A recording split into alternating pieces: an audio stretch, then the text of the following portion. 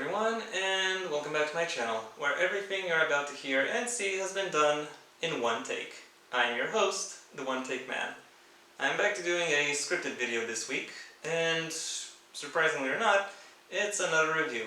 This time for the first season of Lucha Underground.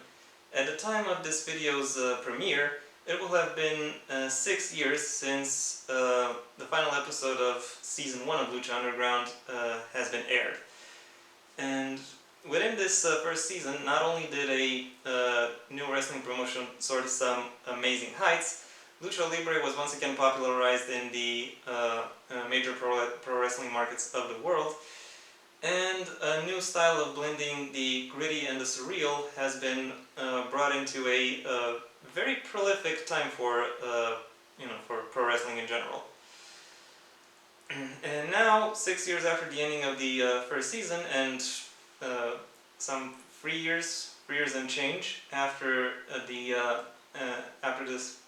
this show was unceremoniously cut short, I want to look back at season 1 and see if and to what extent it still holds up. The basic premise of this show, or of the series, depending on how you want to call it, is that a rich guy called Dario Cueto is starting a wrestling promotion based in Boyle Heights, Los Angeles, and wants to use it in order to promote the rich warrior tradition of the Aztecs. I don't think he ever mentions this tradition being that of his ancestors, but the show does give some hints that he's actually a Spaniard. So you have some quite subtle commentary on neo-colonialism at play here. And what are the traditions, what is the tradition Mr. Cueto wants to showcase? Honor, courage, and violence.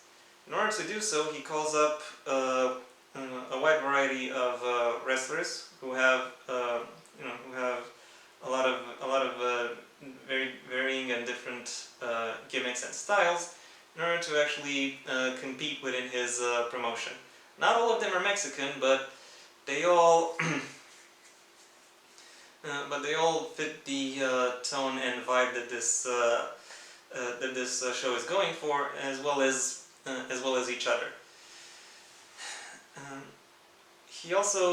Mr. Cueto also gives his wrestlers various prizes or unique opportunities in order to enhance the stakes of each individual match. As the season rolls on, though, 3 things become pretty obvious. Number 1, Dario cares a lot more about wielding his power over his employees than he actually cares about tradition. Number 2, pretty much every wrestler has a history and dealings that go outside of the range of this promotion, which then helps establish the setting and mythos of the series in general. And 3, Mr. Cueto is playing with forces beyond his control or even understanding. Some of them are quite venal, such as a war breaking out between various wrestling clans in Mexico. And some of them are hinted at being supernatural, because, like I said, the surreal mixes with the gritty. With all that being said, what does this show do well? Let's start with something I already mentioned, the roster, aka the collection of wrestlers who actually perform for this show. For the most part, I have to say I'm very pleased with this with this roster. Everyone has a solid gimmick. They all understand what makes them interesting as performers, and they know how to play with the crowd and establish this positive feedback loop that especially an emergent pro wrestling promotion really requires. And they also know how to work with other wrestlers in order to build up the tension and stakes that each of their matches or storylines relies upon. It is not exactly a labor of love, but it is a labor of passion. All wrestlers are trying to one-up each other. All of them are trying to wow the crowd a little more. Everyone is trying to have the standout performance of the night. Correspondingly, the general match quality of this show is quite high. There are some hiccups that come in play when certain pairings, but for the most part, for the most part, all matches are well worked. Not just from a physical standpoint, but also from a mental standpoint. There is a lot of good work done in establishing the tension and animosity between the competitors of a match. And all matches ultimately become interesting displays of pacing and tenacity. And what I think this show does best, however, is in establishing the ambiance. There's a very particular vibe and style that this show is going for, and the staging and cinematography are used very effectively in order to really convey it. While the venue itself, where this promotion is based, is somewhat small, it is very well compartmentalized. You know what each section is. You know what each section is supposed to do, and you know how they are, connected. And when you look at how it is used, every every new addition to it, or every way that directly benefits from that, gives each match a layer of awe, so to speak. The venue itself almost becomes a character in its own right, given how much it ends up influencing the action. The commentary also helps build that ambiance. The commentators have their finger on the pulse, so to speak, when they talk about about what the crowd wants to see, what the wrestlers are trying to do, and also they do a great job at conveying what it's like to actually be there and to actually feed off of the energy that is present there. It is quite amazing to actually just listen to it. Speaking of, the commentary is generally good and sometimes great. It does, as I said, a pretty good job at getting you into the headspace of the performance, of helping you understand who they are as people, and informing how who they are as people changes or influences how they fight. And given they are not cringy at all over the course of this 40 episode season, is very much a relief. The commentators themselves are also interesting in their own right, for their own reason, or own reasons, but they generally maintain a professional distance from the action. Is there anything this show does badly? Well, there are three things that come to mind. First of all, while I have praised the wrestlers for the match quality, the actual purpose of most of the in-ring action within this promotion kind of eludes me.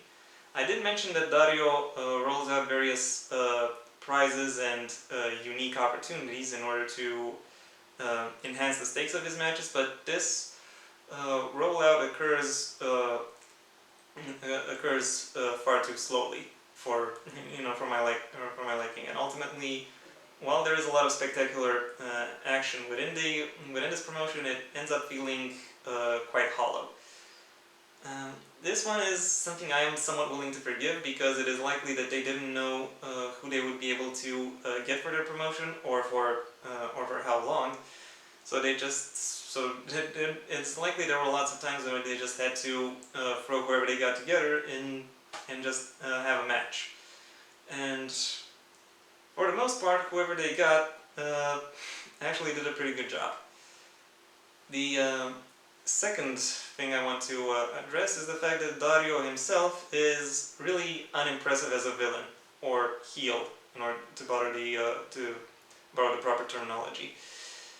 It has been said both at the time and now that he is the template for how a heel authority figure should be in a modern pro wrestling show, but I don't really see that. To me, he comes across as way too petty and way too cowardly to actually be menacing.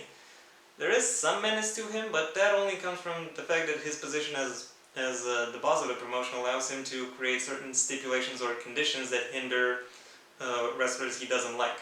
Or he can just call up enforcers to beat up whoever disagrees with him.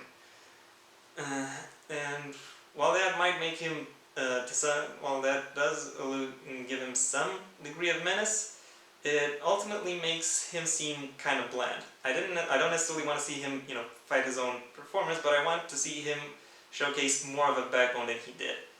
And the fact that he didn't really, really disappoints me and really brought the quality of my viewing experience down. You could argue him being a petty coward is kind of the point thematically speaking, given the neo-colonial subtext, but still, it brought my viewing experience down. The third thing I've noticed, and one I'm least inclined to forgive, is the fact that Lucha Underground is way too liberal in its use of clips and vignettes. I'm fine with clips and vignettes, and I think they can be used, and I think you can have a better show with them than without them, provided you know how to use them. The main driver of the action in a pro wrestling show should be or the events in a pro wrestling show should be the in-ring action, whether or not we're talking about matches or promos. And any vignettes you do aside from that should serve as either catalysts or justifications for either previous or future matches. And given what I said about the ambiance, it is the series itself is actually, from a production standpoint, is actually built around that idea, around building the main conflict of the show within the within the venue.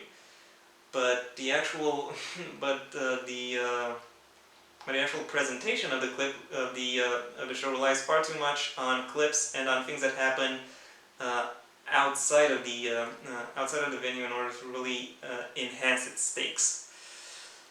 I'm fine with whatever happens in the venue having influencing events outside of its confines. However, because of the overuse of clips, there's an overemphasis on what happens outside of the venue, and therefore what happens within the venue becomes less interesting and less consequential. And when you combine that with the first point I mentioned about how prizes and titles get rolled out very slowly, that really harms this show. That really makes you go, what's the point? And ultimately, it undervalues the promotion because it can't and affects the quality of the show because it can't decide if it wants to do wrestling or do more of a crime thriller thing. It's trying to do both, but it's very much failing at that, regrettably. My overall thoughts on the first season of Lucha Underground are actually pretty similar to my overall thoughts on Confessions of a Male Girl, the review of which will be in the description below. In that they both have a solid core that makes for them being very interesting stories within their primary genre. But when you look at all the extraneous details that get added to this core, really affect my reading, or in this case, viewing experience, and ultimately bring the quality of the product down. More patient or more inquisitive viewers might applaud this show for its ambition. But to me, I don't think there is enough content to justify these ambitions, or it's not really presented in a way that really makes it interesting. So for that reason, my final rating for Lucha Underground Season 1 is a 3 out of 5. And that was my video. Thank you for your attention. If you enjoyed this video, then please leave a like. Maybe share it wherever you think people will also enjoy it. If you didn't, then share it where you think it won't. I don't care. If you have anything you'd like to add, even if it's just to insult me, the comment section awaits your input. And if you want to see when the next video comes out, then I suggest you go ahead and subscribe. Maybe also ring the bell or do whatever else YouTube will ask of you in order to keep you notified. Until next time, I have been the One Take Man.